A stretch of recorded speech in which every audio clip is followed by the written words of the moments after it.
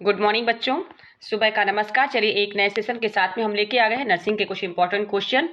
जो बच्चे अभी सीएचओ का प्रिपरेशन कर रहे हैं, सीएचओ एग्जाम का प्रिपरेशन कर रहे हैं, डीएसएसबी नर्सिंग ऑफिसर का जो प्रिपरेशन कर रहे हैं, ये उनके लिए बेस्ट साबित होगा क्योंकि मोस्ट ऑफ द हमने कम्युनिटी के क्वेश्चन इसमें रखे हुए हैं। चलिए स्टार्ट करते हैं इस सेशन का पहला question. Most common cause of infant mortality in India. Most common cause of infant mortality rate India. तो देखिए इंडिया में मोस्ट कॉमन कॉज क्या होता है? डेथ का। मोर्टालिटी रेट मतलब होता है डेथ रेट, ठीक है। और इन्फेंट मतलब 1 ईयर का बच्चा, जो मतलब 1 ईयर, अंडर 1 ईयर, 1 ईयर के अंडर जो बच्चा आता है उसको हम बोलते हैं इन्फेंट। और 28 डेज का क्या होता है? नियोनेट होता है। तो 1 साल का जो बच्चा होता है, इसमें बोला जा रहा है कि मोर्टालिटी रेट इंडिया में सबसे ज्यादा किसकी वजह से होता है? तो respiratory disease, diarrhoeal disease, prematurity या कॉन्जेनाइटल एनामलीज। तो किसकी वजह से होता है? इसका करेक्ट ऑप्शन होगा ऑप्शन सी, प्री मैच्योरिटी। अगर बच्चा प्री मैच्योर है, मतलब बच्चे का मान लीजिए कि समय से पहले जन्म ले लेना, 37 वीक से पहले ही क्या होना, बच्चा अगर जन्म ले लेता है, बर्थ हो जाता है बच्चे का, तो प्री मैच्योर की कंडीशन में आएगा। या बच्चे का वेट अगर लेस देन 2.5 टू 3.5 kg से कम आता है, लेस देन मतलब 2.5 मिनिमम रूप से, अगर 2.5 से अगर कम है बच्चे का वेट, तो क्या होता है? इससे वो प्रीमैच्योर रहता है बच्चा।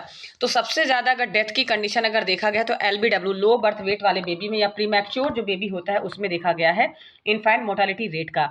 वहीं पे हम देखें रिस्पायरेटरी डिसीज, डायरियल डिसीज, ये डिसीज देखिए ये बीमारी तो डायरिया मोस्ट ऑफ द जो बच्चे में होती है ये भी होते हैं, लेकिन मोस्ट कॉमन प्रॉब्लम जो देखी जाती है वो देखी जाती है प्रीमैच्योरिटी में। कॉन्जेनाइटल एनोमली मतलब जो प्रॉब्लम क्या होती है? एट बर्थ ही बच्चे में प्रेजेंट होती है। मान लीजिए कि कोई भी डिफॉर्मिटी, जैसे कि टेटोलॉजी या फैलाउट हो गया, आपका हार्ट डिसीज हो गई, मतलब ऐसे प्रॉब्लम अगर होता है वो क्या होता है आपका? कॉन्जेनाइटली एट बर्थ ही बच्चे में वो प्रॉब्लम अगर प्रेजेंट है तो वो कॉन्जेनाइटल एनोमलीज कहलाता है। तो होता तो इनसे भी है डेथ, लेकिन सबसे ज्यादा अगर डेथ रेट अगर देखा गया है, जो कंडीशन देखी गई है तो इसमें देखी गई है प्री मैच्योरिटी में देखी, मतलब बच्चा अगर मैच्योर नहीं है, प्रॉपर तरीके से ग्रोथ और डेवलप नहीं हुआ है, मतलब बोलना चाहिए कि उसका जो वेट है अगर उसका कम है वेट, ठीक है, प्रॉपर जो बच्चे का वेट और डेवलपमेंट होना चाहिए वो अगर नहीं है, बच्चा प्री मैच्योर है, तो ये क्या होता है? इस कंडीशन में बच्चे की ज्यादा डेथ रेट इंडिया में देखी गई है। समझ में आया? नेक्स्ट क्वेश्चन हम देखेंगे। निक्षय इज, निक्षय क्या होता है? निक्षय प्रेगनेंसी किट होता है, वेब एप्लीकेशन फॉर टीबी होता है, या ट्रीटमेंट फॉर लेप्रोसी होता है, या तो फिर आपका नन ऑफ दीज होता है।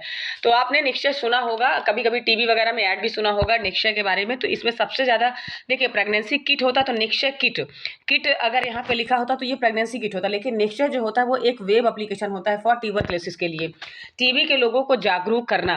वेब एप्लीकेशन मतलब ये मानिए कि टीवी वगैरह में जो ऐड आता है आपने देखा होगा, तो टीबी के लोगों को किस प्रकार से मतलब जागरूक किया जाए कि कैसे टीबी फैलती है, मतलब लोगों की जो भ्रांतियां हैं कि किसकी वजह से टीबी फैलती है, तो उनको ताकि मालूम हो सके, तो उस बारे में उनको जागरूक करना एक वेब एप्लीकेशन है निक्षय। समझ में आया?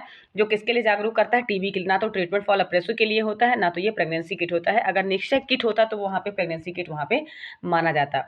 समझ में आया? तो निक्षय क्या होता है? Web application for tuberculosis. TB का मतलब ट्यूबरकुलोसिस। चलिए नेक्स्ट क्वेश्चन देखेंगे हम। टीबी को क्या क्या बोलते हैं? तो सभी को मालूम होगा, क्षय रोग हो गया, आपका फिथिसिस हो गया, ठीक है, काली मौत हो गया, तो ये सारे, व्हाइट प्लेग हो गया, ये सारी किसमें होता है आपका? टीबी के ये अदर नेम होते हैं। समझ में आया? इसके बाद हम देखेंगे डिफिशियंसी ऑफ फोलिक एसिड। तो फोलिक एसिड की डिफिशियंसी से कौन सा एनीमिया होने वाला है? तो सबसे पहले अगर आपको विटामिन के बारे में अगर पता होगा तभी आप बता सकते हो कि विटामिन B1 की कमी से क्या होता है, B2 की कमी से क्या होता है। तो जब आपको सब ये सारी चीजें मालूम होंगी तब आप इसमें बता सकते हो कि इसकी वजह से ये प्रॉब्लम होती है। तो यहाँ पे जो फोलिक एसिड हो गया, विटामिन B9 होता है, ध्यान रखिएगा। फोलिक एसिड क्या है आपका? विटामिन B9 हो गया, जिसको हम फेरस के नाम से भी जानते हैं। तो इसकी वजह से होने वाला जो एनीमिया वो क्या होता है आपका? मेगालोब्लास्टिक एनीमिया होता है। क्या होता है? Megaloblastic anaemia. वहीं पे परनीसियस एनीमिया आपका किसकी वजह से होता है? तो विटामिन B12 की डिफिशियंसी से होता है। डिले हीलिंग क्या होता है? विटामिन के, विटामिन के का रिस्पॉन्सिबिलिटी क्या होता है? क्लॉटिंग फैक्टर का काम करता है। तो हील अगर प्रॉपर तरीके से नहीं हो रहा है, डिले हीलिंग होता है तो क्लॉटिंग फैक्टर का। और हीलिंग का मतलब है आपका, हीलिंग की प्रोसेस विटामिन सी करता है, ध्यान रखिएगा। क्लॉटिंग का काम तो विटामिन के करता है, लेकिन सी करता है आपका। तो हीलिंग अगर डिले हो रही है मतलब किसकी डिफिशियंसी है? विटामिन सी की डिफिशियंसी है, ध्यान रखिएगा ये चीज, ठीक है। यहीं पे हम बात करें ऑस्टियोमलेशिया, तो ऑस्टियोमलेशिया क्या होता है? जब विटामिन डी की डिफिशियंसी होती है तो वो क्या कहलाता है आपका? किसकी डिफिशियंसी होगी? विटामिन डी की। या तो सनलाइट, सनलाइट में क्या पाया जाता है आपका? विटामिन डी प्रेजेंट होता है, जो कि मोस्ट सोर्स होता है विटामिन डी का। तो ऑस्टियोमलेशिया की जो प्रॉब्लम होती है वो किसकी डिफिशियंसी से होती है? आपकी विटामिन डी की होती है। और ऑस्टियोमलेशिया के प्रॉब्लम क्या देखने को मिलता है कि जो बोन की डेंसिटी होती है वो क्या होती है? लो हो जाती है, ठीक है। तो वो क्या कहलाता है आपका? ऑस्टियोमलेशिया। मतलब आप बोल सकते हो कि यहाँ पे बोन्स में प्रॉब्लम स्टार्ट हो जाता है, ठीक है। तो ये आपका क्या कहलाता है, विटामिन की कमी की वजह से होने वाले जो एनीमिया है इसके बारे में बताया गया। मेगालोब्लास्टिक एनीमिया में होता क्या है, तो आरबीसी क्या होती है, स्थिति आपकी डिस्ट्रक्ट होने लगती है। आरबीसी क्या होने लगी, डिस्ट्रक्ट होने लगती है, इसलिए इसको हम बोलते हैं मेगालोब्लास्ट। ब्लास्ट मतलब होता है टूटना, मतलब टूटने लगती है। आरबीसी क्या होती है, मोस्ट ऑफ द लॉस होने लगती है, टूटने लगती है, ब्रेकडाउन होने लगती है। तो क्या प्रॉब्लम आती है, एनीमिया की प्रॉब्लम आती है। मतलब आरबीसी की अगर कमी हो जाएगी, हीमोग्लोबिन की कमी हो जाएगी, तो इससे क्या होता है, पेशेंट में एनीमिया देखने को मिलता है। समझ में आया। तो ये फोलिक एसिड की डिफिशियंसी से हो रहा है। किसकी वजह से हो रहा है, फोलिक एसिड की डिफिशियंसी से। इसका करेक्ट ऑप्शन होगा ऑप्शन ए। नेक्स्ट क्वेश्चन हम देखेंगे। देखिए आ गया क्वेश्चन, ये sunlight is a rich source of. Sunlight सबसे ज्यादा किसका सोर्स होता है, विटामिन ए का होता है, बी का होता है, सी का होता है कि डी का होता है। तो सनलाइट किसका सोर्स होता है, विटामिन डी का होता है। इसका करेक्ट ऑप्शन होगा ऑप्शन डी। समझ में आया। नेक्स्ट क्वेश्चन देखेंगे, dots prophylaxis strategy in case of. आपने सुना होगा डॉट्स, यहाँ पे आप थोड़ा सोच रहे होंगे कि ये डॉट्स क्या होता है। ठीक है, आपने इसके पहले सुना होगा डॉट्स, तो दोनों में डिफ्रेंसिएशन है, ध्यान रखिएगा। डॉट्स मतलब होता है direct observe short treatment course. ठीक है, डायरेक्ट ऑब्जर्व ट्रीटमेंट जो आप शॉर्ट ट्रीटमेंट कोर्स देते हो, किसके लिए देते हो, टीबी के लिए देते हो। किसके लिए ऑब्जर्व करते हो, ये ट्यूबरकुलोसिस के लिए होता है। इसका फुल फॉर्म होता है direct observe short treatment course. तो ये डॉट्स जो थेरेपी होती है किसके लिए दी जाती है, टीबी के लिए दी जाती है। लेकिन यहाँ पे पूछा गया है डॉट्स, क्वेश्चन को समझिएगा। डॉट्स प्रोफिलैक्सिस स्ट्रेटजी किस केस में यूज किया जाता है, मलेरिया के लिए, स्मीयर पॉजिटिव टीबी के लिए, एक्स्ट्रा पल्मोनरी टीबी के लिए, लेप्रोसी के लिए। तो डॉट्स जो होता है किसके लिए यूज किया जाता है, ध्यान रखिएगा, तो लेप्रोसी के लिए। लेप्रोसी क्या होती है आपकी, सभी को मालूम है, माइकोबैक्टीरियम लेप्री की वजह से होने वाली जो डिसीज होती है। और लेप्री का जो आपका इसका ड्यूरेशन होता है, तो देखिए इसका ड्यूरेशन अगर एक बार होता है किसी पर्सन को, तो एक तो जो मिनिमम केस होता है तो वो 30 डेज तक देखा जाता है, 6 to 30 डेज तक। लेकिन अगर ये लॉन्ग टाइम तक अगर चलता है तो ये 6 साल तक, 6 से 8 ईयर तक भी चलता है। ठीक है, 6 से 8 साल तक ये क्या होता है, पेशेंट इसमें रिकवर होता है उसके बाद। तो 6 to 8 ईयर तक लेप्रोसी क्या होता है, कंटिन्यूएशन में चलता रहता है। समझ में आया। और ये बीमारी क्या होती है, अछूत बीमारी मानी जाती है सोसाइटी में। अगर बोलते हैं इसको छूना नहीं चाहिए, इसको होने से क्या होता है बीमारी, ये बीमारी क्या होती है, एक प्रकार की इसको सोसाइटी में अछूत बीमारी के नाम से भी जानते हैं। ठीक है, लेप्रोसी को। तो बात हम करें वहीं पे, तो डॉट्स जो प्रोफिलैक्सिस होता है आपका किस में होता है, डॉट्स का फुल फॉर्म मैं आपको बता देती हूँ, लेप्रोसी के लिए किया जाता है। डॉट्स का फुल फॉर्म होता है डायरेक्टली ऑब्जर्व रिफैम्पिसिन सुपरवाइज्ड। ठीक है, डायरेक्टली अगर इसका फुल फॉर्म कहें तो क्या होता है, directly observe, directly observe rifampicin,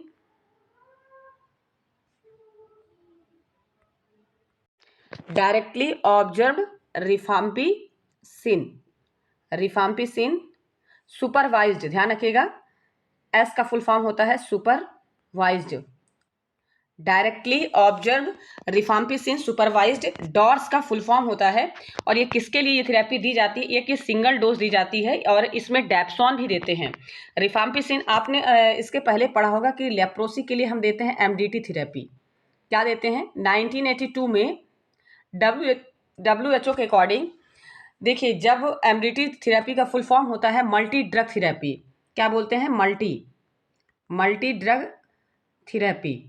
और एमडीटी थेरेपी किस में दिया जाता है, ये ट्रीटमेंट किसके कौन सी डिसीज में दिया जाता था, लेप्रोसी डिसीज में दिया जाता था। तो इसमें प्रॉब्लम क्या होती थी कि अगर लेप्रोसी में, तो इसका आपको मालूम होगा ड्रग ऑफ चॉइस, मतलब जो ड्रग्स इसमें दी जाती है डेप्सॉन ड्रग से दी जाती है। ध्यान रखिएगा, इसमें जो ड्रग्स दी जाती थी डेप्सॉन ड्रग दी जाती थी। ठीक है, लेकिन इसका इफेक्ट क्या हुआ, धीरे धीरे इसका इफेक्ट कम हो गया। बॉडी जो हो गई इसके लिए रेजिस्टेंस पावर उसका क्या हो गया, कम हो गया। मतलब इस डेप्सॉन ड्रग देने से कोई भी इफेक्ट ज़्यादा देखने को नहीं मिला, लेप्रोसी कंटिन्यूएशन में बनी रही। तो इसके इफेक्ट को कम करने के लिए सिंगल डोज रिफैम्पिसिन का दिया जाने लगा। इसके साथ में रिफैम्पिसिन का सिंगल डोज 1982 में दिया जाने लगा। ठीक है, रिफैम्पिसिन क्या होती है, फर्स्ट लाइन ट्यूबरकुलिन ड्रग होती है। फर्स्ट लाइन बोला जाए तो फर्स्ट लाइन जो ट्यूबरकुलिन ड्रग होती है आपकी टीबी की, जो फर्स्ट लाइन ड्रग्स होती है, फर्स्ट लाइन टीबी ड्रग क्या होती है आपकी, रिफैम्पिसिन होती है। और यही ड्रग आपकी किसके लिए ट्रीटमेंट के लिए दिया जाने लगा, सिंगल डोज दिया जाने लगा। किसके लिए, डॉट्स में सिंगल डोज हम देते हैं, डेप्सॉन भी इसके साथ में देते हैं, लेकिन उसके साथ में हम क्या देते हैं, रिफैम्पिसिन देते हैं लेप्रोसी को ट्रीट करने के लिए। समझ में आया, लेप्रोसी को ठीक करने के लिए उसके साथ में क्या दिया जाने लगा, आपका रिफैम्पिसिन ड्रग्स दिया जाने लगा, क्योंकि उसका इफेक्ट कम हो गया था डेप्सॉन ड्रग का, इसलिए उसके साथ में रिफैम्पिसिन ड्रग देते हैं। और यह एक मल्टी ड्रग थेरेपी हम क्यों बोलेंगे, क्योंकि एक ड्रग के साथ में कई ड्रग अगर कंबाइन करके हम देते हैं, एक से ज़्यादा अगर ड्रग कंबाइन करके देते हैं तो वो मल्टी कहलाएगा। मल्टी मतलब कई, समझ में आया। तो ये किसके लिए यूज़ किया जाता है, आपका लेप्रोसी। और रिफैम्पिसिन का एक और क्वेश्चन बनता है कि कौन सा ऐसा टीबी का ड्रग है जिससे रेड या ऑरेंज यूरिन पास आउट होता है। तो रिफैम्पिसिन का ही साइड इफेक्ट होता है जिससे क्या होता है, रेड या ऑरेंज यूरिन पास आउट होता है। समझ में आया। ये भी क्वेश्चन आपका पूछा जाता है कि रेड और ऑरेंज यूरिन आपका कब कब पास होता है, कौन सी टीबी के ड्रग्स लेने से फैलता है, मतलब पास आउट होता है। तो यूरिन का कलर कब चेंज होता है, जब रिफैम्पिसिन ड्रग्स हम लेते हैं तो यूरिन का कलर क्या हो जाता है, चेंज हो जाता है। समझ में आया। वहीं पे हम बात करें टीबी की, स्ट्रेप्टोमाइसिन ड्रग, तो वो क्या करती है, एट्स क्रैनियल नर्व, वेस्टिबुलोकॉक्लियर नर्व को डैमेज कर देती है आपकी। सारे ड्रग का देखिए अलग अलग फंक्शंस होता है, ध्यान रखिएगा। आइसोनियाजाइड क्या करती है, आपकी पेरिफेरल न्यूराइटिस कर देती है। इथैम्ब्यूटॉल क्या करती है आपकी। तो इस तरह सारे ड्रग्स का क्या है, अलग अलग जो साइड इफेक्ट देखने को मिलता है। समझ में आया। देन इसके बाद हम देखेंगे नेक्स्ट क्वेश्चन। तो इसका करेक्ट ऑप्शन होगा ऑप्शन डी। द फ्यूचर नहीं, the sutures of foetal skull with present of between the frontal and parietal bone. Frontal और पेराइटल बोन का जो स्यूचर्स का के बारे में तो मैंने कई वाले सेशन में लिया है, इसके बारे में बताया है। इसके पहले जो मैंने सेशन लिया है आपका, उसके बारे में बताया है कि फ्रंटल और पेराइटल बोन जब मिलते हैं तो उसको हम कौन सा स्यूचर, जब दो फ्रंटल मिलते हैं तो फ्रंटल स्यूचर्स कहलाता है आपका। पेराइटल, जब दो पेराइटल बोन मिलती है तो पेराइटल स्यूचर्स, मतलब उसको हम सजाइटल स्यूचर्स भी बोलते हैं। जब दो पेराइटल बोन मिलती है, आप ध्यान रखिएगा, ये इस तरह से अगर फीटल स्कल में इस तरह से बना होता है तो दो पेराइटल अगर बोन यहाँ से मिलती हैं इस तरह से, आपका सामने वाला पोर्शन तो आपका फ्रंटल कहलाएगा, वो आके यहाँ पे मिलता है, ठीक है।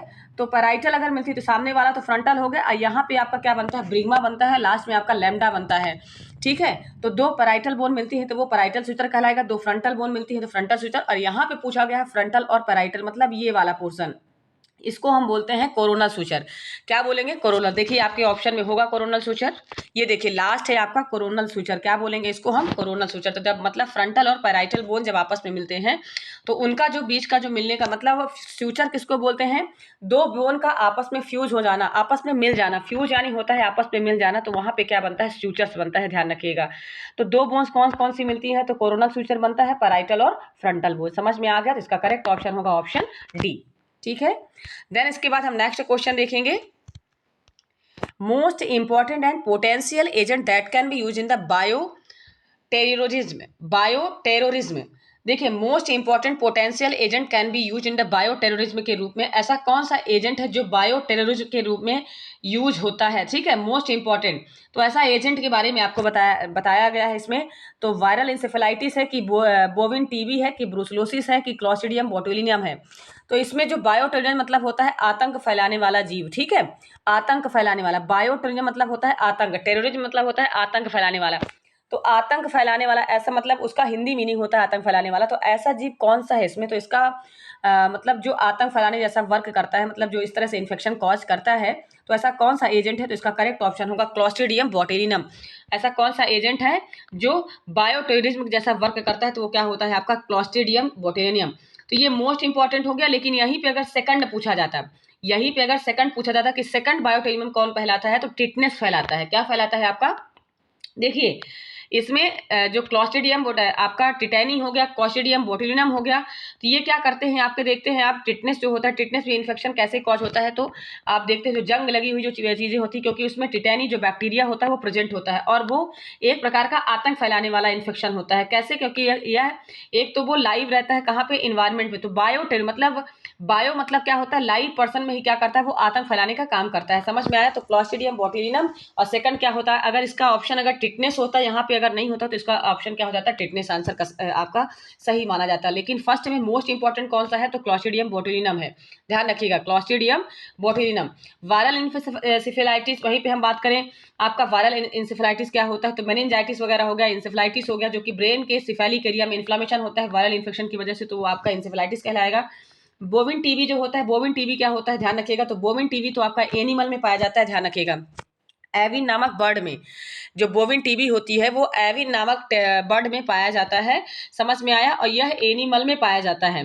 बोविन टीबी किस में पाया जाता है, ये मैन में नहीं, किस में पाया जाता है, एनिमल में पाया जाता है। और एविन नामक बर्ड में ये प्रेजेंट होता है, पक्षी में, बर्ड यानी पक्षी, ठीक है, एविन बर्ड में पाया गया था ये, और वहां से ट्रांसमिट होकर कहाँ पे पहुंचा, ये एनिमल में पाया गया। ये समझ में आया। तो मोस्ट कॉमन बायोटेरिज्म अगर एजेंट पूछा जाए तो कौन सा होगा, क्लॉस्ट्रिडियम, और सेकंड नंबर में क्या होगा आपका, टिटनेस होगा। चलिए नेक्स्ट क्वेश्चन देखेंगे हम। The hormone responsible for milk ejection reflex, ये क्वेश्चन भी मैंने कई बार रिपीट किया है, तो ध्यान रखिएगा। ये हार्मोन्स कौन सा रिस्पॉन्सिबल होता है मिल्क इजेक्शन में? तो ऑक्सीटोसिन, प्रोलैक्टिन, एस्ट्रोजन, प्रोजेस्टेरॉन। तो ध्यान रखिएगा, आपका ऑक्सीटोसिन हार्मोन एक ऐसा होता है जो कि पोस्टीरियर पिट्यूटरी ग्लैंड से आपका सीक्रेट होने वाला हार्मोन्स होता है, जिसमें वैसोप्रेसिन हार्मोन्स आपका और ऑक्सीटोसिन हार्मोन्स होता है। तो मिल्क को इजेक्ट करने का काम कौन करता है? ऑक्सीटोसिन करता है। और मिल्क को प्रोड्यूस करने का काम कौन करता है? प्रोलैक्टिन करता है, ध्यान रखिएगा। वहीं पे एस्ट्रोजन हार्मोन्स क्या होता है? तो आपका सेक्स हार्मोन्स होता है। और प्रेगनेंसी को मेंटेन करने का काम कौन करता है? तो प्रोजेस्टेरॉन हार्मोन्स करता है। प्रेगनेंसी को मेंटेन करने का काम कौन करेगा? प्रोजेस्टेरॉन। क्योंकि देखिए जो प्रोस्टाग्लैंडिन होता है, प्रोस्टाग्लैंडिन के लेवल को क्या करता है? प्रोजेस्टेरॉन इनहिबिट कर देता है, क्योंकि प्रोस्टाग्लैंडिन का जो मेन फंक्शन होता है वो देखा गया है कॉन्ट्रैक्शन लाने में। और अगर कॉन्ट्रैक्शन आएगा तो इससे क्या होगा? अबॉर्ट हो जाएगा, प्रेगनेंसी कंसीव नहीं हो पाएगी, प्रेगनेंसी वहां पे आपका क्या नहीं होगा? आपका प्रेगनेंसी मेंटेन नहीं रहेगी। तो प्रेगनेंसी को मेंटेन करने के लिए कौन सा हार्मोन्स रिस्पॉन्सिबल होता है? प्रोजेस्टेरॉन। और ये हार्मोन्स क्या होते हैं? आपके ओवरी से रिलीज होने वाले हार्मोन्स होते हैं। एस्ट्रोजन और प्रोजेस्टेरॉन क्या होते हैं? आपके ओवरी से रिलीज होने वाले हार्मोन्स होते हैं, जो कि प्रेगनेंसी के टाइम पे हार्मोन्स क्या होते हैं? मेंटेन करते हैं। तो स्पेशली रूप से प्रेगनेंसी को मेंटेन करने वाला हार्मोन्स प्रोजेस्टेरॉन होता है। और सेक्स हार्मोन्स आपका कौन सा होता है? एस्ट्रोजन हार्मोन्स होता है। समझ में आया? तो ये आपका इसका करेक्ट ऑप्शन क्या होगा? ऑक्सीटोसिन। ऑक्सीटोसिन हार्मोन्स रिस्पॉन्सिबल होता है मिल्क के इजेक्शन में, जो कि बनता कहाँ पे? ध्यान रखिएगा। तो ऑक्सीटोसिन आपका हाइपोथैलेमस हार्मोन्स होता है, जो कि पोस्टीरियर पिट्यूटरी ग्लैंड से क्या होता है? सीक्रेट होने वाले हार्मोन्स होते हैं। समझ में आया? नेक्स्ट क्वेश्चन देखेंगे। The unconscious feeling of memory gap by imagine are future experience. अनफ्यूचर नहीं, फ्यूचर होगा यहाँ पे। Experience due to memory impairment is called. देखिए अनकॉन्शियस की फीलिंग अगर मेमोरी में गैप आ रहा है, इस प्रकार की इमेजिन बनी, मतलब उसको कुछ याद आ रहा है, कुछ नहीं याद आ रहा, तो ऐसा कंडीशन क्या कहलाएगा? तो ऐसा कंडीशन कहलाएगा आपका कन्फाबुलेशन। मतलब पर्सन क्या रहेगा? कंफ्यूज रहेगा। कन्फाबुलेशन उसके अंडर में क्या होगा? इस तरह से अगर मेमोरी उसको याद आ रहा है, ठीक है, कंफ्यूजन जैसे उसके माइंड में अगर कंफ्यूजन चल रहा है, मतलब इस प्रकार से उसको पूरी चीजें याद नहीं आ रही हैं, ऐसा इमेजिन अगर मेमोरी में आता है तो क्या कहलाता है? आपका कन्फाबुलेशन कहलाता है। क्लैंग एसोसिएशन हो गया आपका, कैटाप्लेक्सी हो गया आपका, और आपका कैटाटोनिया और कैटाप्लेक्सी होता है। कैटा अगर वर्ड आता है मतलब किससे होगा? आपका मूवमेंट से रिलेटेड अगर प्रॉब्लम हो रहा है, मसल मूवमेंट से, तो वो कैटाप्लेक्सी कहलाएगा आपका। देन इसके बाद सर्कमस्टेंशियलिटी मतलब होता है आपका, एक होता है ट्रांजिशनलिटी और एक होता है सर्कमस्टेंशियलिटी। तो सर्कमस्टेंशियलिटी मतलब क्या होता है कि पेशेंट क्या होगा? पूरी दुनियादारी की बातें बता के लास्ट में अपने पॉइंट में आता है, तो वो सर्कमस्टेंशियलिटी कहलाता है। और ट्रांजिशनलिटी मतलब होता है कि पेशेंट्स बताते अपनी जो बातें बताना चाहिए उसको, जो मेन पॉइंट उसका होता है उसके बारे में ना बता के वो दुनिया की बातें बताता रहता है, वो ट्रांजिशनलिटी कहलाता है, ठीक है। और सर्कमस्टेंशियलिटी मतलब पहले तो पूरी बातें बता लेगा, उसके बाद अपने मेन पॉइंट में आएगा। ये कंडीशन नॉर्मल कंडीशन नहीं होती है, सारी कंडीशन किसमें होती है? आपका साइकेट्रिक डिसीज में देखने को मिलती है। तो अनकॉन्शियस फीलिंग है बस पेशेंट को, उसको होश नहीं है, पेशेंट बेहोश की कंडीशन में, लेकिन उसकी मेमोरी में क्या आ रहा है? गैप आ रहा है। ऐसा ही मतलब कुछ उसको याद आ रहा है और कुछ उसको भूल रहा है, ठीक है। तो अगर मेमोरी में गैप आ गया है तो वो कैसा कहलाएगा? आपका कन्फर्मेशन कहलाएगा। समझ में आया? नेक्स्ट क्वेश्चन देखेंगे हम। The constant presence of infection in given geographical area without any external input is known as.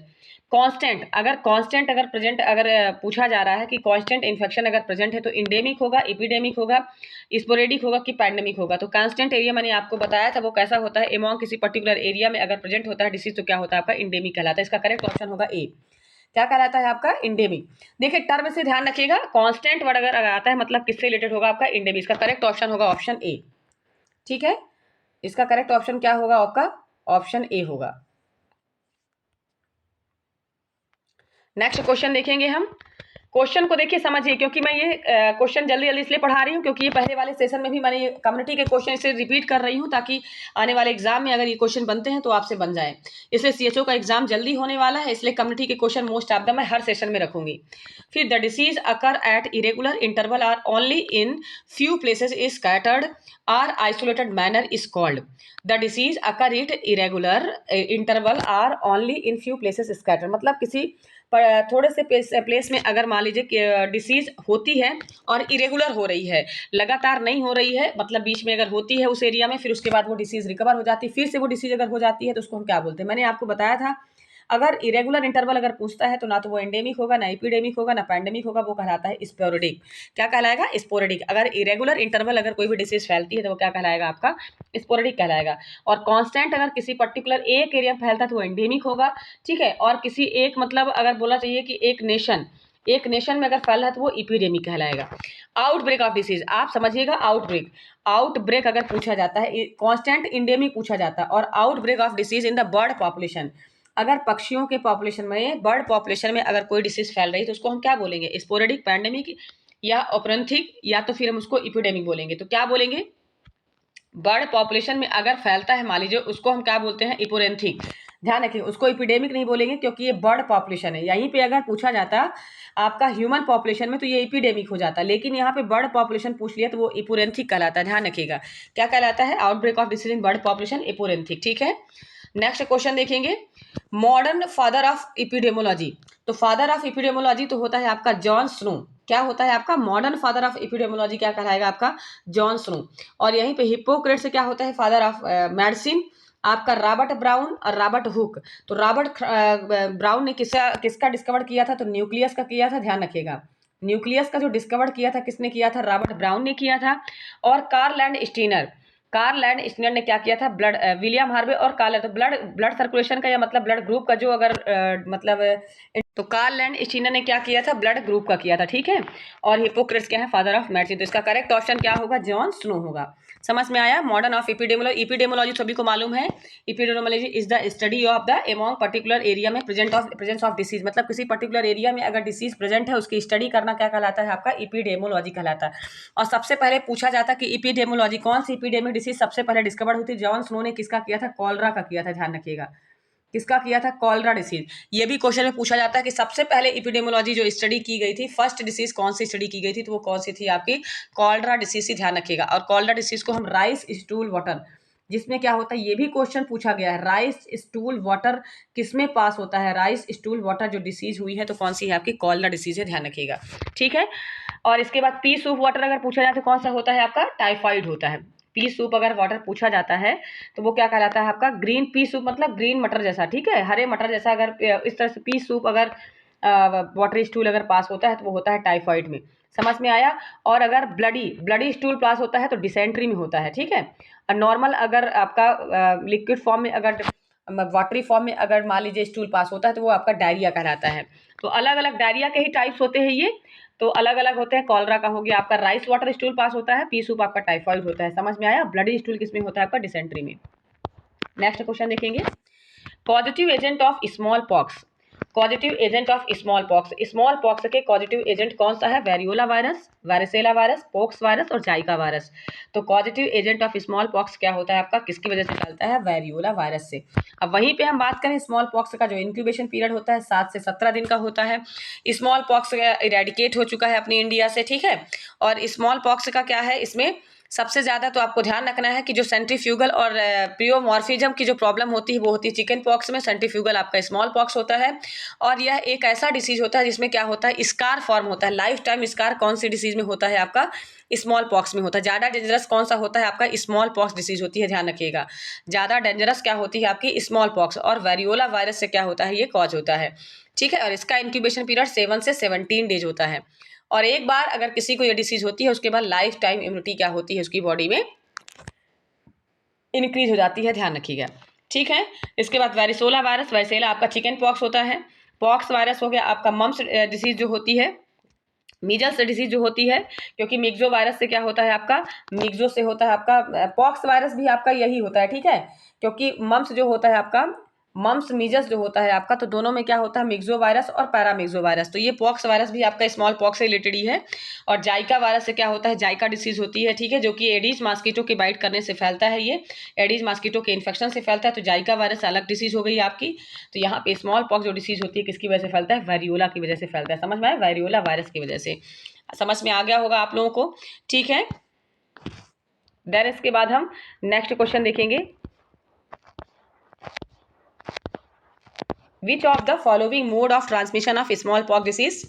आपको बताना होगा कि स्मॉल पॉक्स डिसीज का जो मोड ऑफ ट्रांसमिशन है, मोड ऑफ ट्रांसमिशन मतलब डिसीज के फैलने का जो रीजन होता है, तो ड्रॉपलेट के थ्रू फैलता है, कि वेहिकल बॉर्न के थ्रू फैलता है, कि फीको ओरल की यूरिन की वजह से।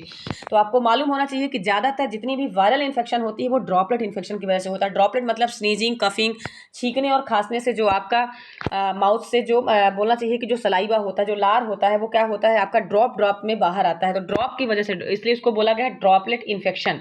उसका नाम ही दिया गया है ड्रॉपलेट। स्नीजिंग कफिंग के थ्रू क्या होता है? ड्रॉपलेट इन्फेक्शन कॉज होता है। और स्मॉल पॉक्स डिसीज भी क्या होती है? इसी की वजह से फैलती है। Droplet transmission, mode of transmission इसका होता है। वहीं पे हम बात करें व्हीकल बॉर्न इन्फेक्शन, तो व्हीकल बॉर्न इन्फेक्शन देखिए, जब वेहिकल मतलब कोई ना कोई साधन होता है। वेहिकल आपने सुना होगा ना, वेहिकल जैसे कि आप देखते हो मतलब जैसे वाहन हो गया, ठीक है। तो यहाँ पे वाहन से रिलेटेड मतलब कुछ ना कुछ पर्टिकुलर इसमें क्या होगा, सब्सटेंस होगा जो कि कॉज करेगा डिसीज को होने के लिए।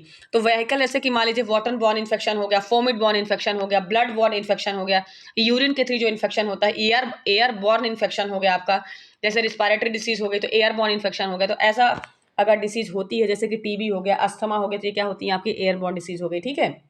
तो व्हीकल बॉर्न जो डिसीज होती हैं थ्रू द व्हीकल के थ्रू, मतलब कोई ना कोई वहां पे क्या होगा, सब्सटेंस रिस्पॉन्सिबल होता है उस डिसीज को कॉज करने के लिए, तो वो कहलाता है आपका व्हीकल बॉर्न।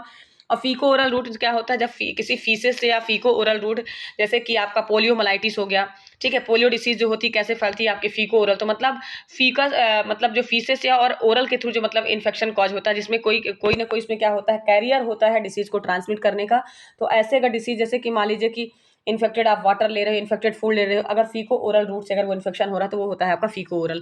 और यूरिन के थ्रू अगर कोई इन्फेक्शन हो रहा है तो वो क्या कहलाता है आपका यूरिन, ठीक है। स्मॉल पॉक्स का यहाँ पे पूछा गया है तो उसका ट्रांसमिशन होता है आपका ड्रॉपलेट इन्फेक्शन। इसका करेक्ट ऑप्शन होगा ऑप्शन ए। नेक्स्ट क्वेश्चन हम देखेंगे, last known natural case of small pox reported in the world. आपको इस वर्ड को देखना है, ठीक है। अगर यहाँ पे इंडिया लिखा होगा, यहाँ पे अगर ग्लोबल लिखा होगा, तो यहाँ पे पूछा गया है last case, last known natural case. Natural case जो स्मॉल पॉक्स का देखा गया था, रिपोर्ट किया गया था वर्ल्ड के अंदर, तो कब किया गया था, तो 77, 75, 72, 71। तो 1977 में क्या किया गया था, सोमालिया में। कहाँ देखा गया था, ध्यान रखिएगा, लास्ट जो इसका रिपोर्ट आया था, इसका जो केस आया था, कहाँ देखा गया था वर्ल्ड में, सोमालिया में देखा गया था, ध्यान रखिएगा, ठीक है। वहीं पे पूछा जाता कि इंडिया में लास्ट केस, अगर ये इसी टर्म के बीच में अगर पूछ लेता कि इंडिया में कब देखा गया था, अगर यहीं पे पूछ लेता इंडिया में कब देखा गया था, तो इंडिया में 1975 में बिहार में देखा गया था, ध्यान रखिएगा। कहाँ देखा गया था, बिहार में, ठीक है। इंडिया में बिहार में देखा गया था, और सोमालिया में क्या देखा गया था आपका, वर्ल्ड में देखा गया था, ठीक है। इसका करेक्ट ऑप्शन ऑप्शन ए होगा। नेक्स्ट क्वेश्चन हम देखेंगे, who declared global eradication of small pox. देखिए ग्लोबल रूप से यहाँ पे स्मॉल पॉक्स होना चाहिए, तो नीचे लिखा हुआ है, देख लीजिए ग्लोबल, यहाँ पे वर्ल्ड में इरेडिकेट पूछा गया है, ठीक है। ध्यान रखिएगा, वहां पे जो क्वेश्चन पूछा गया था, वहां पे पूछा गया था कि लास्ट रिपोर्ट कब देखा गया था, कहाँ पे, लेकिन यहाँ पे अभी वर्ल्ड की ही बात चल रही है, लेकिन यहाँ पे इरेडिकेट पूछा गया है, मतलब पूरी तरह से हटा दिया गया। इरेडिकेट कब कर दिया गया था, स्मॉल पॉक्स को इरेडिकेट कब कर दिया गया था, तो 1980, 1977, 1960 या 1970। तो 8 मई 1980 को, 8 मई 1980 को WHO के अकॉर्डिंग इसको इरेडिकेट घोषित कर दिया गया था पूरे वर्ल्ड में। ध्यान रखिएगा, 8 मई 1986 को क्या किया गया था, इसको पूरी तरह से इरेडिकेट कर दिया गया था स्मॉल पॉक्स को। समझ में आया, ठीक है। और स्मॉल पॉक्स की ही वैक्सीन की अगर खोज किसने की थी, तो ध्यान रखिएगा एडवर्ड जेनर ने, जिसको फादर ऑफ जो वैक्सीन है आपके, वैक्सीन के खोजकर्ता कौन है, एडवर्ड जेनर। कौन है, एडवर्ड जेनर। और एडवर्ड जेनर ने कब इसको डिस्कवर किया था, तो 1976 में किया था, ध्यान रखिएगा। 1976 में वैक्सीन का खोज किया था, किसका, स्मॉल पॉक्स वैक्सीन का। और इसी सबसे पहले इन्होंने इसी वैक्सीन की खोज की थी, इसीलिए इनको क्या बोला गया है, फादर ऑफ वैक्सीन। ध्यान रखिएगा, फादर ऑफ वैक्सीनेशन के जो फादर है कौन है आपके, एडवर्ड जेनर, ठीक है। इसीलिए बोला जाता है चेचक के टीके की खोज सबसे पहले किसने किया था, तो एडवर्ड जेनर ने किया था, इसीलिए इनको क्या बोला जाता है, फादर ऑफ वैक्सीन। वैक्सीन के फादर कौन है, एडवर्ड जेनर है। तो सबसे पहले ग्लोबल में इरेडिकेट कब हुआ, तो 8 मई और 1980 को। ध्यान रखिएगा कब इरेडिकेट किया गया, 8 मई 1980 को। समझ में आया। चलिए नेक्स्ट क्वेश्चन हम देखेंगे अब,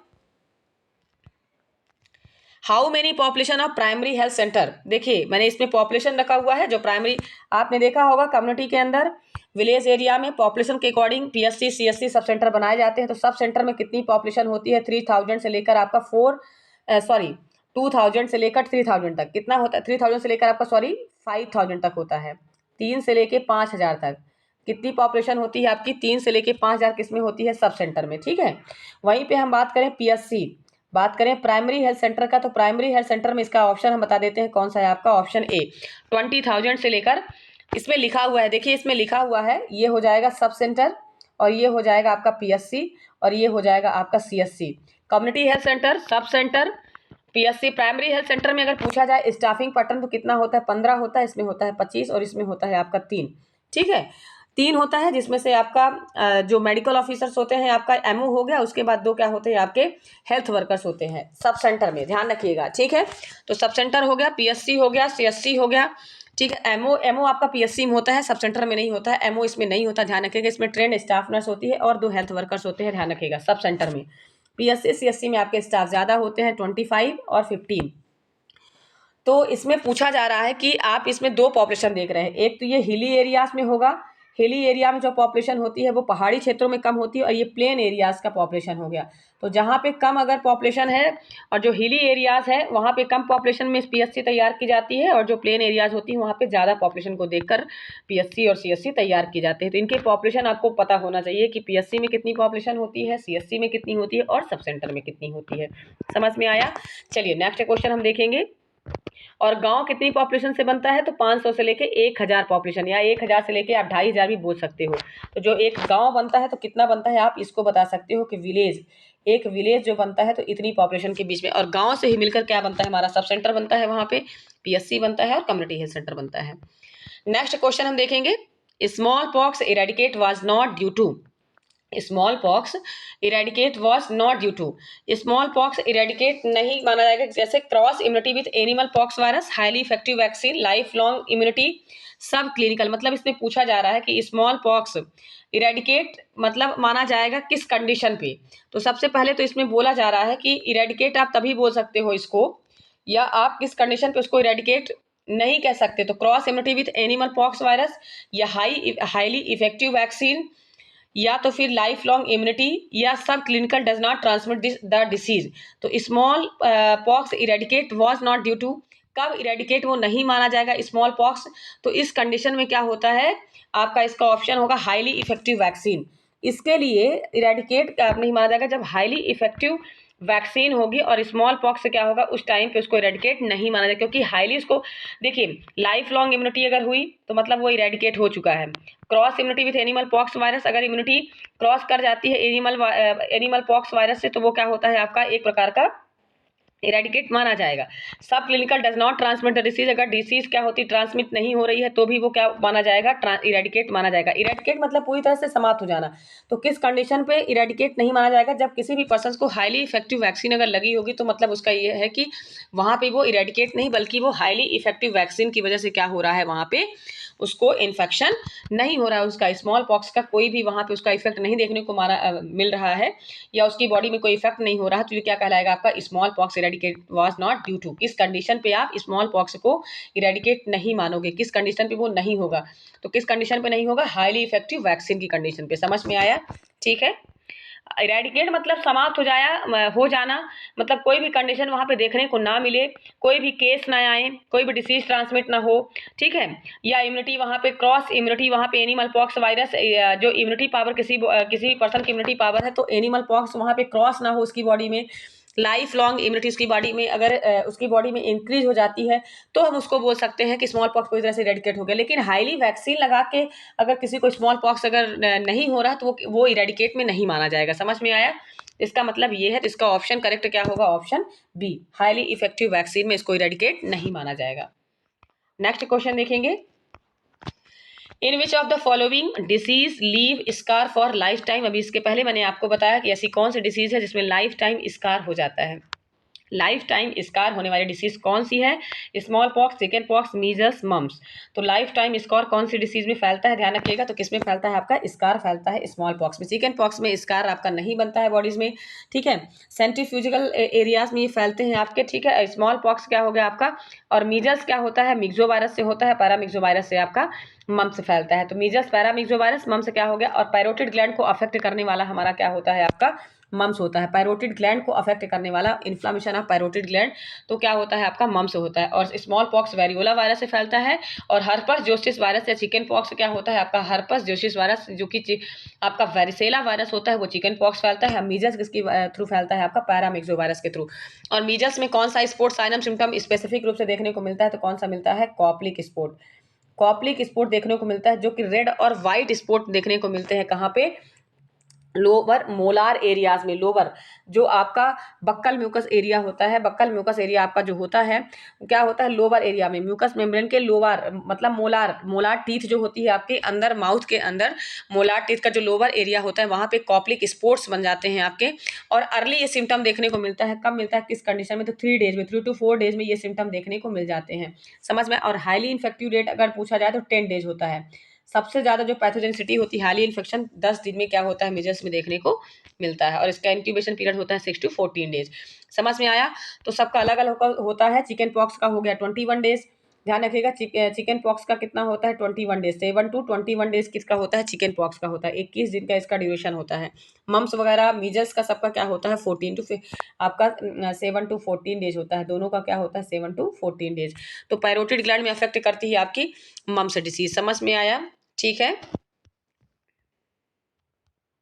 और मम्स में बुल नेक बोलते हैं, मम्स का दूसरा नाम बुल नेक भी होता है, ध्यान रखिएगा। बुल जैसी उसकी नेक हो जाएगी, कैसी नेक हो जाएगी, गर्दन उसकी कैसी हो जाएगी, बुल जैसी, ठीक है। बुल नेक बोला जाता है मम्स डिसीज में। चलिए ठीक है, नेक्स्ट क्वेश्चन देखेंगे। नेग्री बॉडीज अफेक्ट या इफेक्ट बोलते हैं, Negri bodies effect which part of the brain. Negri bodies effect कौन से पार्ट में, ब्रेन के कौन से पार्ट में होता है, तो मिड ब्रेन, डाइंसेफेलॉन, हिप्पोकैम्पस या पोन्स। तो देखिए इसमें नेग्री बॉडी, सबसे पहले तो आपको समझना होगा कि नेग्री बॉडीज होता क्या है। तो रेबीज, सबसे पहले ध्यान रखिए कि इसको किसने दिया था, अडेची नेग्री ने, अडेची नेग्री नामक साइंटिस्ट ने क्या किया था, नेग्री डिसीज के बारे में बताया था, उन्होंने इंट्रोड्यूस किया था इसको। और नेग्री बॉडीज जो सिम्टम, और उन्हीं के नाम से पड़ा है नेग्री। तो ये रेबीज डिसीज में देखने को मिलता है, किसमें मिलता है, रेबीज। रेबीज डिसीज सभी को मालूम है, ठीक है। डॉग के बाइट करने से जो रेबीज वायरस होता है डॉग के सलाइवा में प्रेजेंट होता है, और रेबीज के इन्फेक्शन की वजह से क्या होता है आपका, डॉग बस के नहीं, जितने भी एनिमल्स जो होते हैं उनके सलाइवा में क्या होता है, रेबीज अगर इन्फेक्टेड है वो, तो आपके उनके सलाइवा में क्या होता है, रेबीज वायरस प्रेजेंट होता है। और रेबीज मतलब अगर वो एनिमल किसी भी मैन को अगर बाइट करता है तो कौन सा डिसीज होता है, रेबीज डिसीज होता है। और सबसे ज़्यादा मोस्ट ऑफ द सिम्टम जो देखने को मिलता है, हाइड्रोफोबिया। रेबीज वाला पेशेंट क्या होता है, हाइड्रोफोबिया। मैंने आपको बताया था इसके पहले, फोबिया मतलब होता है डर, और हाइड्रो मतलब होता है वाटर। वो पर्सन क्या होता है, पानी से बहुत ज़्यादा डरता है, ठीक है। हाइड्रोफोबिया की जो सिम्टम देखने को मिलता है रेबीज वाले पेशेंट में देखने को मिलता है। और इसमें होता क्या है, देखिए तो इसमें बैसोफिल न्यूट्रोफिल्स का इंट्रैक्शन हो जाता है, ठीक है। इंडोप्लाज्मिक रेटिकुलम होता है, इसमें बैसोफिल न्यूट्रोफिल्स जो होते हैं, WBC होते हैं, उनका क्या होता है, इंट्रैक्शन हो लगता है। और रेबीज वायरस क्या होता है, किस शेप में होता है, ये भी आपको मालूम होना चाहिए। तो रेबीज वायरस जो होता है बुलेट शेप में होता है, ये भी क्वेश्चन पूछा गया है, ध्यान रखिएगा। वायरस जो रेबीज वायरस है वो किस शेप में होता है, तो बुलेट शेप में। किस शेप में होता है आपका, बुलेट शेप में होता है, ठीक है, रेबीज वायरस। तो रेबीज नेग्री बॉडीज जो इफेक्ट करता है ब्रेन के पार्ट में, तो कौन से पार्ट में करता है, ध्यान रखिएगा। तो कौन से पार्ट में करता है, ये हिप्पोकैम्पस पार्ट में करता है, ठीक है। नेग्री बॉडी जो करता है वो हिप्पो कैंपस पार्ट में करता है। इसीलिए जो पर्सन्स होता है सबसे ज़्यादा उसके माइंड में अफेक्ट करता है नेग्री बॉडी। मतलब आपने देखा होगा कि कुत्ते को, अगर कोई भी कुत्ता, अगर कोई डॉगी या कोई एनिमल अगर किसी पर्सन को काटता है तो वो पूरा बिहेवियर उसका कैसा हो जाता है, डॉगी के जैसा हो जाता है, ठीक है। और धीरे धीरे कॉपरेट ना होने की वजह से प्रोलॉन्ग टाइम पेशेंट इतना डर जाता है, क्योंकि वो वायरस क्या किस में अफेक्ट कर देता है, ब्रेन के पार्ट में अफेक्ट कर देता है, स्पेशली हिप्पोकैम्पस पार्ट में कर देता है। तो उसकी बॉडी पूरी नेग्री हो जाती है। नेग्री बॉडी मतलब वो बोलना चाहिए कि पेशेंट क्या होता है, नेग्री बॉडीज में आया। तो नेग्री बॉडीज में होता क्या है, देखिए थोड़ा सा इसको ध्यान दीजिएगा। नेग्री बॉडीज को सबसे पहले अडेची नेग्री ने दिया, लेकिन जो नर्व सेल की साइटोप्लाज्म होती है, क्या होती है, साइटोप्लाज्म, ध्यान दीजिएगा। नर्व की जो साइटोप्लाज्म होती है वहां पे जाकर साइटोप्लाज्म का जो शेप होता है वो कैसा हो जाता है, नेग्री बॉडी जिसको बोला जाता है, ओवल शेप में हो जाता है। मतलब पूरा ओवल, इस आकार में आपका साइटोप्लाज्म हो जाता है। और इस तरह में क्या होता है, वहाँ से जो ब्रेन में रिस्पॉन्स आता है तो उससे पेशेंट को फीवर, हेडेक, इस तरह का उसका क्या हो जाएगा, सिम्टम देखने को शो अप होने लगता है बॉडी में। तो साइटोप्लाज्म क्या होता है, पूरी तरह से ओवल शेप में हो जाएगा, फिक्स हो जाएगा, तो उसको नेग्री बॉडीज बोला गया है। नेग्री बॉडीज किसको बोला गया है, तो साइटोप्लाज्म जो होता है आपका, बैसोफिल न्यूट्रोफिल, उनका इंट्रैक्शन हो लगता है और उसका शेप कैसा बन जाता है आपका, इसलिए इसको बोला गया है किस शेप में हो जाता है, ओवल शेप में हो जाता है। आपस में वो क्या होते हैं, और इससे क्या होता है, इन्फेक्शन कॉज होता है, ठीक है। क्योंकि वो जब बाइंड हो जाएंगे, साइटोप्लाज्म पूरी तरह से बाइंड हो जाएंगे, उनका कोई वर्क नहीं होगा, ठीक है, तो वो क्या करेंगे, इन्फेक्शन कॉज करना स्टार्ट कर देंगे। तो उस एरिया, उसको क्या बोला गया है, Negri bodies. Negri bodies symptom, मतलब अडेची ने जो क्या बोला कि इस सिम्टम को नेग्री बॉडी, मतलब इस पर्सन के अंदर रेबीज इन्फेक्शन होने से क्या हो जाता है, उसकी बॉडी नर्व सेल में जो साइटोप्लाज्म हो जाता है कौन से शेप में हो जाता है, ओवल शेप में हो जाता है। वो उसका जो नॉर्मल शेप होना चाहिए वो उससे हट के किस शेप में हो जाता है, ओवल शेप में आ जाता है, गोलाकार जैसा उसका शेप हो जाता है। समझ में आया? तो वो किसकी वजह से होता है, नेग्री बॉडीज होने की वजह से होता है, रेबीज के इन्फेक्शन से होता है। रेबीज अगर डिसीज किसी को है तो सबसे पहले सिम्टम क्या शो अप होगा, हाइड्रोफोबिया होगा उसको, ठीक है, इन्फेक्शन होगा उसको, बॉडी में रैसेस हो जाएंगे, ठीक है, अनयूजुअल डॉग के जैसे वो मतलब भौंकना जैसा स्टार्ट कर देगा पेशेंट। तो इस तरह से सारे सिम्टम किस में देखने को मिलते हैं, रेबीज डिसीज में देखने को मिलते हैं। तो नेग्री बॉडीज किसको अफेक्ट करता है, तो इसका करेक्ट ऑप्शन ऑप्शन सी होगा, ध्यान रखिएगा, ठीक है। इसका करेक्ट ऑप्शन क्या होगा, option C, hippocampus. Diencephalon midbrain या पोन्स में ये अफेक्ट नहीं करता है, ये आपके साइटोप्लाज्मिक एरियाज में क्या करता है, हिप्पोकैम्पस एरिया में क्या करता है, जाके अफेक्ट करता है। समझ में आया? और ये कौन से शेप में होता है, बुलेट शेप में होता है। रेबीज वायरस होता है बुलेट शेप में, ध्यान रखिएगा, कौन से शेप में होता है, बुलेट। इसका करेक्ट ऑप्शन ऑप्शन सी होगा। चलिए ठीक है, आज का सेशन इतना ही, और जैसा भी लगा हो आपको कमेंट्स करिएगा, और जीएस इंडिया ग्रुप को ज़्यादा से ज़्यादा लोगों को शेयर करिए, लाइक करिए, और जितने भी बच्चों को अगर किसी भी क्वेश्चन में प्रॉब्लम हो रही है तो कमेंट्स करके ज़रूर बताइएगा। धन्यवाद। एक नए सेशन के साथ में कल हम फिर लेके आएंगे कुछ इंपॉर्टेंट क्वेश्चन फिर से, क्योंकि अभी सीएचओ का जिन बच्चों का एग्जाम हो रहा है वो इस वीडियो को जरूर देखें, क्योंकि इसमें से मोस्ट ऑफ द हमने कम्युनिटी के क्वेश्चन रखे हैं, और कुछ क्वेश्चन हम रिवाइज भी कर रहे हैं ताकि पिछला आपका कोई भी क्वेश्चन छूटे ना, और ना आपके माइंड से वो चीज़ें निकले। धन्यवाद।